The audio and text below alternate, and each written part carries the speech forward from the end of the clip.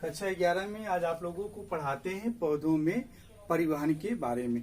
पौधों में परिवहन एक ऐसी क्रिया होती है जिससे पौधों की जड़ों को, तनों को, पत्तों को, उनकी शाखाओं को, सभी को उस ऊर्जा लगातार मिलता रहता है, भोजन लगातार मिलता रहता है। तो पौधों में परिवहन के पाठ का जो पहला टॉपिक है वह है पादप जल संबंध। तो आइए सबसे पहले हम लोग देखें कि पादप जल संबंध क्या होता है।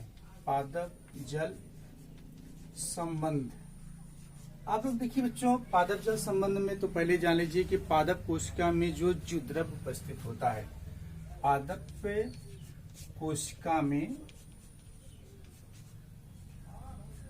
जो द्रव उपस्थित होता है, साइटोप्लाज्म इसको इंग्लिश में कहते हैं, यह इसका अधिकांश भाग जल का होता है। पौधों को हम दो रूपों में बांट के पढ़ सकते हैं जल की मात्रा के आधार पे। कि एक पौधे होते हैं साकी पौधे, छोटे आकार के जो पौधे होते हैं साकी पौधे वे कहलाते हैं। साकी पौधे में पौधे के कुल भार का 80 से 90% भाग जल पाया जाता है। 80 से 90% भाग जल पाया जाता है। जबकि दूसरे पौधे होते हैं काष्ठी पौधे, लकड़ी प्रदान करने वाले पौधे, बड़े आकार वाले पौधे। बड़े आकार के पौधों में 50 से 60% जल पाया जाता है। 50 से 60% जल पाया जाता है। अगर हम एक वृक्ष छोटा सा नॉर्मली अगर समझने के लिए बनाएं तो हम देखते हैं किस तरह से एक वृक्ष नॉर्मली बन जाता है।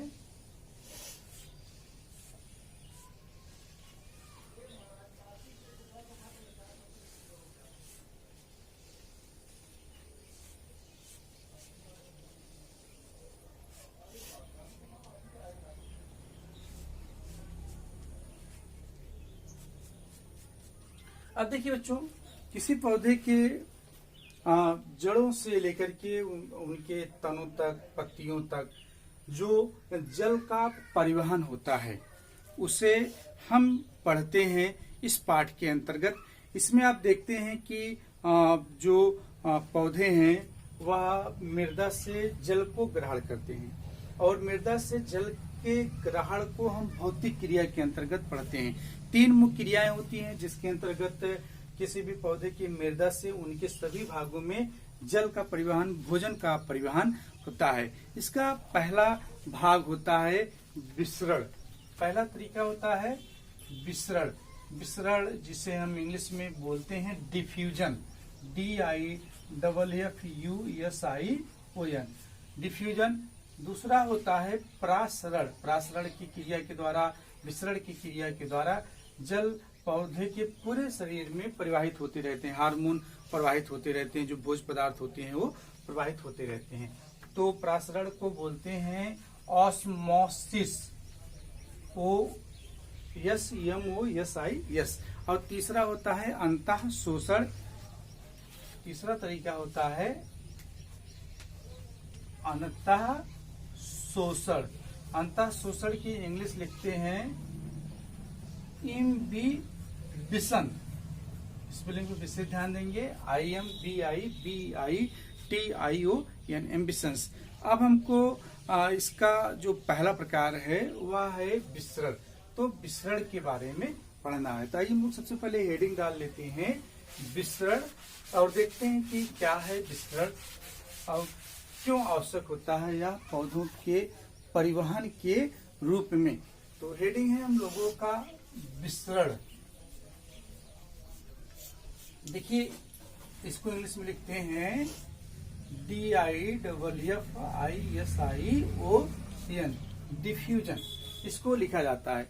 अब देखिए बच्चों, अणु हो, आयन हो, तत्व हो, पदार्थ हो, कोई विलेय हो, कोई विलायक हो, कोई भी वस्तु हो, उसका एक स्थान से दूसरे स्थान तक जो परिवहन होता है यह आता है इसके अंतर्गत, विसरण और प्रासरण के अंतर्गत। अब इसकी परिभाषा की बात करें तो आप लिख सकते हैं कि किसी गैस,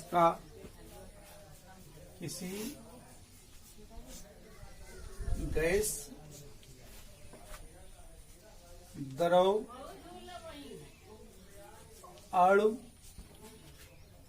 आयन ठीक पदार्थ का किसी भी माध्यम में एक स्थान से आप कह सकते हैं कि अधिक सांद्रता से कम सांद्रता की तरफ बहाव, अधिक सांद्रता से कम सांद्रता की तरफ बहाव, यह कहलाता है विसरण। फिर देख लीजिए कि किसी गैस का, द्रव का, अणु का, आयन का, पदार्थ का अधिक सांद्रता से कम सांद्रता की तरफ बहाव। सांद्रता मतलब होता है गाढ़ापन, सांद्रता मीन्स होता है गाढ़ापन।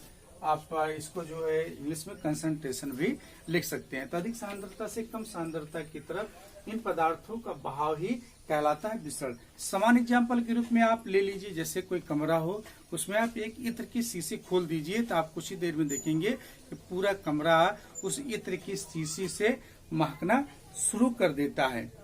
अब कुछ जनरल चीजें, परिभाषा ही आप हमेशा ध्यान रखिएगा कि अधिक सांद्रता से कम सांद्रता की तरफ किसी भी गैस का, द्रव का, अणु का, आयन का प्रवाहित होना ही कहलाता है विसरण की क्रिया। और विसरण की क्रिया के कारण ही आप देखते हैं पौधों में जल का संवहन, पौधों में अन्य भोज्य पदार्थों का संवहन, खनिजों का संवहन होता रहता है।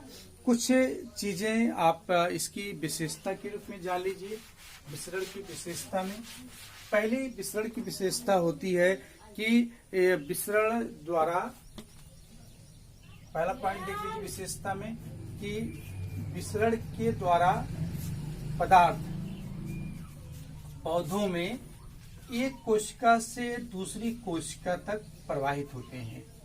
विसरण के द्वारा पदार्थ एक कोशिका से दूसरी कोशिका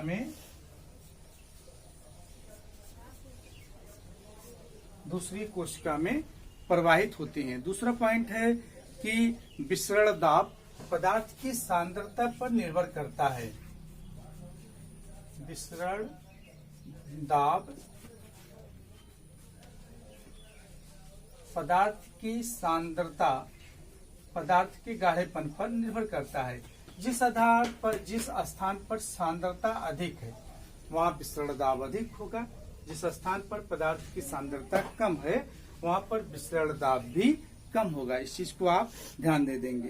तीसरा है कि एक ही माध्यम में दो पदार्थ, ठीक, एक ही माध्यम में दो पदार्थ बिना किसी रोक टोक के प्रवाहित हो सकते हैं। जैसे आप देखते हैं वायुमंडल में कार्बन डाइऑक्साइड और ऑक्सीजन दोनों एक साथ प्रवाहित होते हैं। तो एक ही माध्यम में या अलग अलग माध्यम में दो से अधिक पदार्थ बिना किसी के गति को, बिना किसी को प्रभावित किए भी प्रवाहित हो सकते हैं। और यह इसकी सबसे ज्यादा विशेषता वाला भाग होता है।